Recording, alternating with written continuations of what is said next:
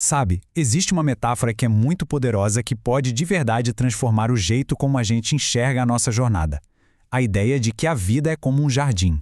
Hoje, a gente vai mergulhar fundo no que isso realmente significa. A reflexão toda começa com essa pergunta. Pensa só por um instante. E se a vida fosse um jardim imenso, um terreno inteirinho sob nosso cuidado, o que alguém faria com ele? O que seria possível cultivar ali? Essa é a lei fundamental, a regra de ouro que comanda esse jardim. O que se planta, se colhe. Simples assim. Não é sobre sorte, não é sobre acaso, é sobre causa e efeito. É um princípio de responsabilidade direta e a gente vai ver como ele aparece em tudo. Ok, então vamos mergulhar um pouco mais fundo nisso. Para entender como cultivar esse jardim, primeiro a gente precisa entender as regras do jogo, sabe? A mecânica por trás de tudo. Essa ideia de que o solo é neutro, nossa, isso é muito forte. A vida, assim como a terra, não tem preferidos.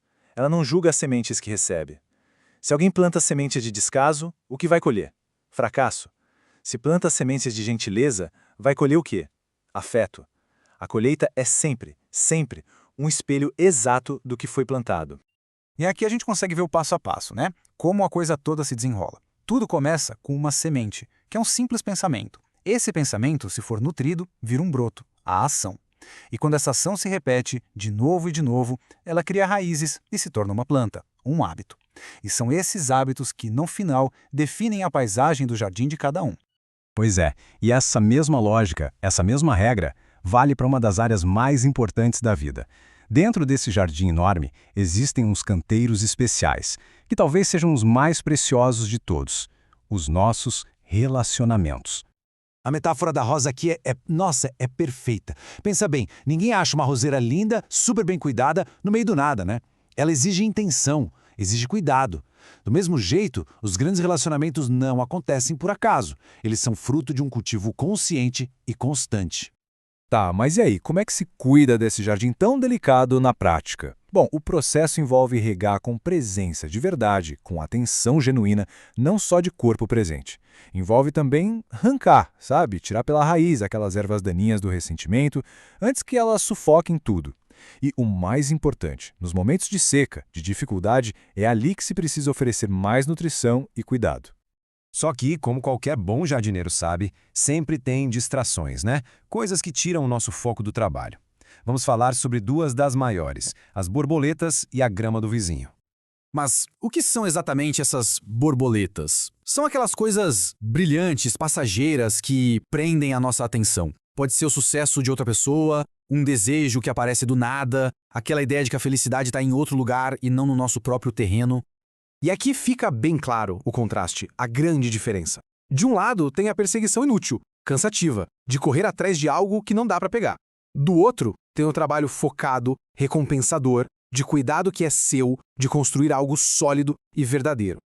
E aqui vem a grande sacada, a ironia da coisa toda. É que, ao parar de perseguir as borboletas e focar em cultivar um jardim bonito, se cria um ambiente que atrai elas naturalmente. Muitas vezes aquilo que a gente tanto busca vem até nós quando a gente se dedica a construir. Ok? Agora vamos para a segunda grande distração. E olha, essa talvez seja a mais perigosa de todas. Aquele olhar por cima da cerca, a comparação. É um sentimento que todo mundo conhece, mas que pode envenenar o nosso próprio solo. Para a gente não cair nessa armadilha, é fundamental entender a diferença entre o que a gente vê e o que é real. É preciso espiar por trás da cerca e entender a verdade por trás da aparência. E é aí que a mágica se desfaz, sabe? Quando a gente entende essa diferença. O que a gente vê no jardim do vizinho é o palco, as flores perfeitas, a colheita farta. O que a gente não vê são os bastidores, o solo que foi adubado com fracassos, as podas que doeram, as noites em claro lutando contra pragas. Essa comparação não é só injusta, ela é destrutiva, porque ela planta a semente da insuficiência no nosso próprio solo. Toda beleza tem um custo que a gente não vê.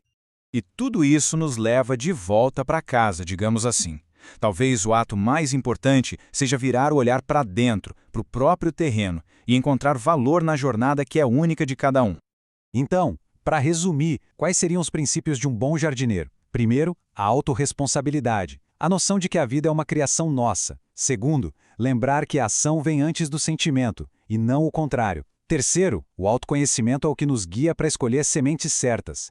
E por último, o propósito. Ele funciona como um mapa que dá direção a todo esse cultivo.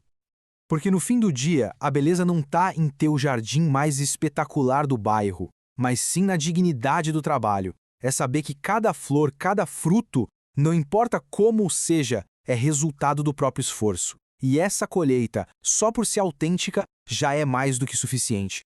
E com isso, a gente fecha o ciclo e volta para o começo, para uma escolha. A metáfora vira realidade aqui e agora. O solo está pronto, o dia começou. A única pergunta que realmente importa é: que sementes serão plantadas hoje?